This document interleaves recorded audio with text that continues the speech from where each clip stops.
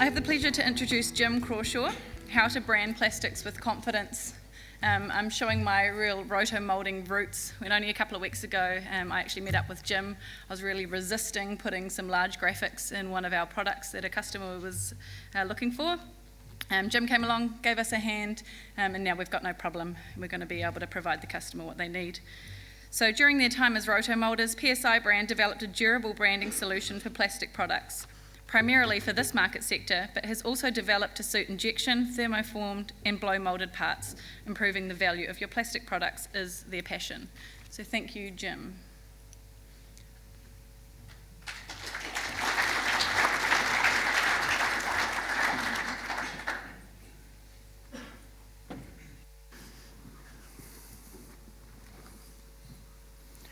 Thank you, Trudy, much appreciated. And thank you everyone for your attention. Once had one of my school classmates tell me that, asked me what you want to do when you grow up, and I said, I don't know, builder or something.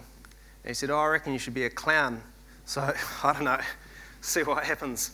But we did promise it was going to be action-packed, so I do intend to show you a little bit of action. So today I want to present how to brand plastics with confidence.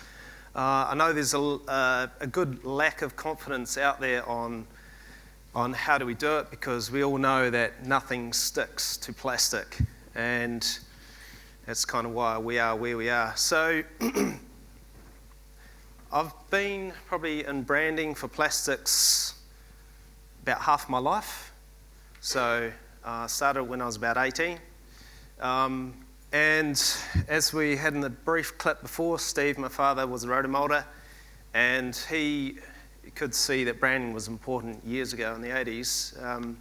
So I want to show what poor branding looks like, demonstrate how to brand with confidence in the 15 minutes that I've got, and also just show a clear path of branding, which you can all hopefully implement. So PSI brand. PSI, we're all about brand. It's in our name, it's in our blood. As I said, Dad started out as a rotomoulder in his 30s in his garage making little rocking horses, went on to create a business called Stallion Plastics in Palms North that make agricultural feeders, calf feeders, pig feeders. You may have heard of them before. So he made these blue feeders, and he wasn't happy with the methods that were out there, hot stamping, stickers, various other measures which had special storage life, needed spray adhesives, and he thought the Kiwi mentality is there's got to be another way to do this. So for good or for worse, here we are today. So we add value to great parts, basically making them exceptional through in-mould and post-mould graphics. I'm going to touch on that briefly in a moment. And barcode and RFID systems. So RFID is a relatively new product which has essentially an antennae and an RFID chip where you can read and write to your product. And then a permanent paint finish, which I'll also mention to a few today. It's also shown on this little piece here. A permanent paint finish and surface enhancers, but really our key is short runs delivered within literally anywhere within 10 days globally. So we're a very nimble operation. While we can cater for large runs, small is also how we started. But a little less of the sales pitch, guys. Why is brand important? I like one of Virgin's favourite quotes there, is a brand is a voice. It's a product as a souvenir. So you can take something away, but essentially if it's got nothing on it, well, what's the good of it? What's it telling you? It really wraps up the customer experience. So what are you? What does your brand represent? Is that represented in your brand, in your logo? It's the consistency of everything you do. So imagine if Coca-Cola sent out red cans tomorrow all over the world and said, drink this. How much of us would trust it, or would we just think it's some cowboy in his backyard had sent something out? So they know these guys are great guys at branding. We have, imagine a purple race car going around the track doing stuff. You just think it's another Formula One driver, but when it's got Red Bull on it, you've got your eyes on that guy because you know he's going to be crazy, you know he's going to be extreme. So that is brand. It wraps up what you do. It provides pop in an otherwise crowded market. So you can have a white globe like this down there, or you could have something with your brand on it. Courtesy of Keel Plastics, thank you very much, moulded this bin for us years ago. So Nestle know about branding. Adds strength to your promise and sets you apart. So mediocrity is not an option.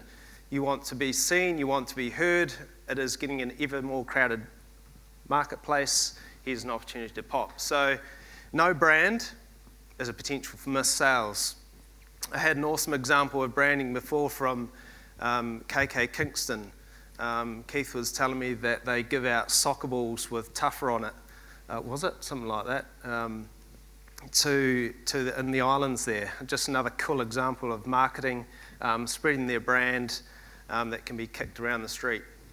So I'll rewind half a second, how to brand with confidence. I want to talk about why I'm picking this topic. It's actually because of a customer that's here in the room. ARM up in Silverdale, Auckland. I visited them possibly a year ago and showed them our graphic process. And Regan there said, why don't you take what you've shown us to an expo and share it with everyone else? So here I am, for better or for worse. Thank you, Jason. What poor brand looks like. So here's some examples of poor branding. Something that peels. As we know, nothing sticks to plastic. You've got a sticker, they get graunched, they get scraped. They fade, they peel. And I don't want to spend too much time on this because negativity isn't great. But the cost of lost reputation is really unfathomable. You cannot stand for it. And there's the assumption as well that poor brand is poor craftsmanship. And moulders go out there, they spend that time to make a beautiful part, only to end up with something looking shabby down the track, is not a good representation of their craftsmanship. So I just want to show some examples here of some where brand has been used with confidence. So in the marine and whitewater industry, so handles the whitewater, the salt water, the rocks, whatever can be thrown at it. Commercial and industrial. So we have here an example of mowers. These guys created a cool part. It's a cool story actually, Swish Mowers. They're a USA company. Developed all these cool guards to make it look swept up, but they very soon had their decals peeling off. And yeah, thankfully they turned to the moulder who consequently knew us and we were able to help. Agriculture is another field where you see some good branding used, street and cityscape. Also some neat examples of where brand is being used with confidence. And now I've got some examples here of sport and fitness. One of them on the closest here is Surfset Fitness. They are it's like a new fitness program that's been sweeping throughout USA, and we were able to help them with a small prototype run, and now they are consistently producing a cool product that's branded and promoting themselves globally. The other one here I'm showing is stadium seating, a little bit tongue-in-cheek, but this is actually injection molded HDPE. So these guys, we've been working with them. They're called Hussey Seating Company, and they have been a customer of us since 2013. They were essentially wanting to decorate their seating inside school gymnasiums, colleges throughout USA. The sport over there is massive, and what they're competing with is an emblem in the middle of the floor. So I started out using vinyl, very quickly found that frustrated spectators were peeling them off, and so what you're seeing there is a post-mold graphic spread out over a number of seats. Each one of those graphics is roughly 400 by 200, and it's also utilising digital process. So there's only one of each one of those graphics, if you like. We're not printing like thousands of each one. So again, a company that has, I guess, used technology to push their brand. They are now, I would say, the #1 leader in college sports seating.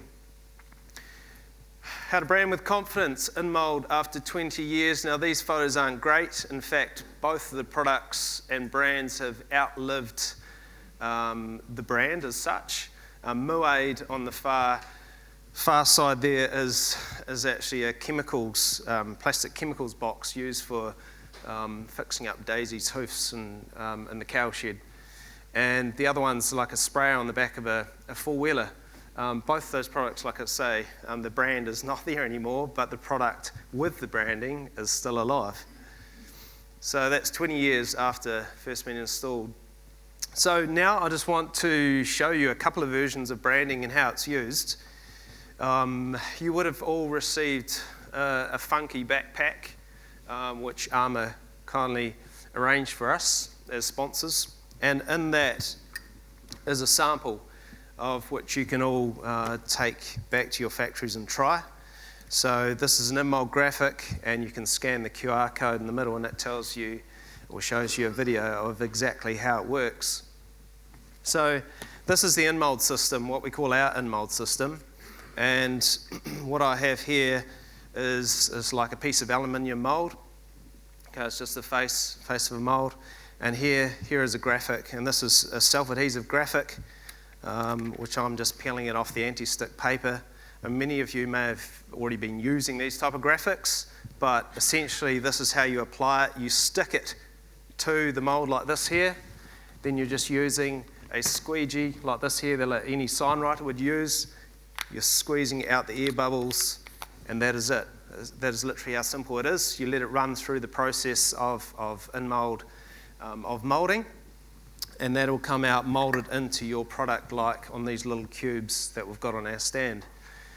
I know that all sounds very simple, but realistically, everything in production is different. You have water tanks, you have little stuff like this, which is why we have a range of different adhesives and different constructions to suit the rotomoulding industry.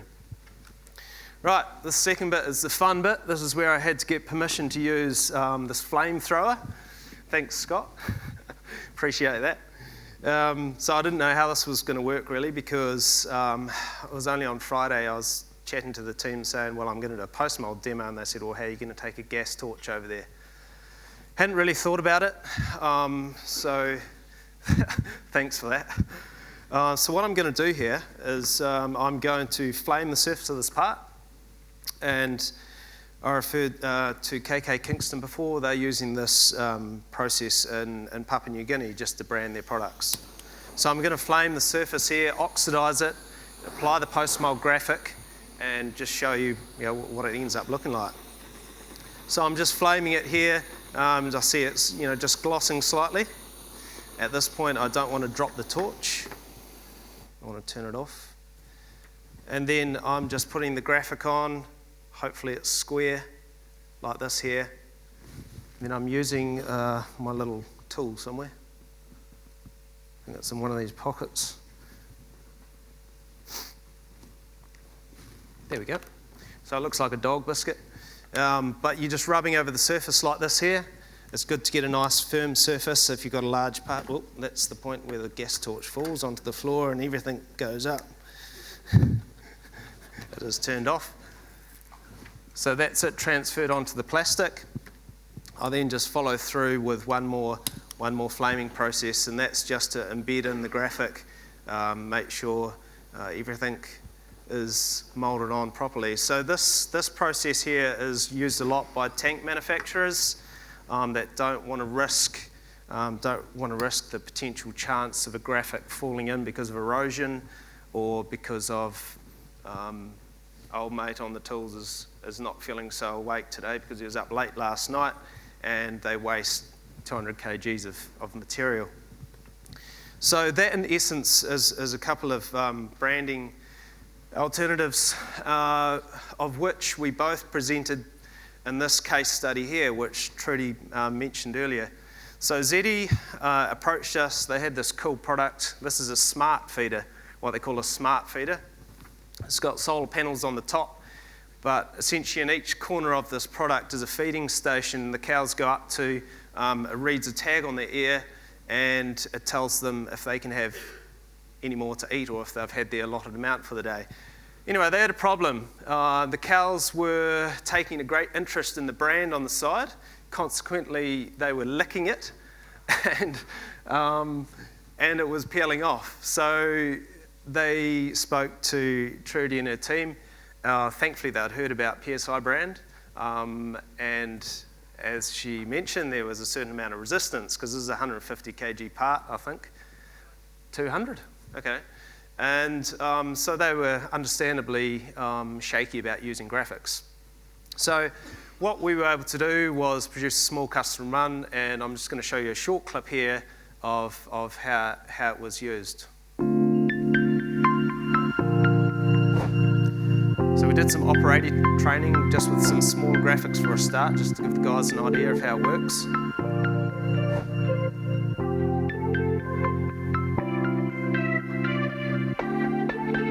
That graphic's about 900 by 200, so it's quite a large graphic.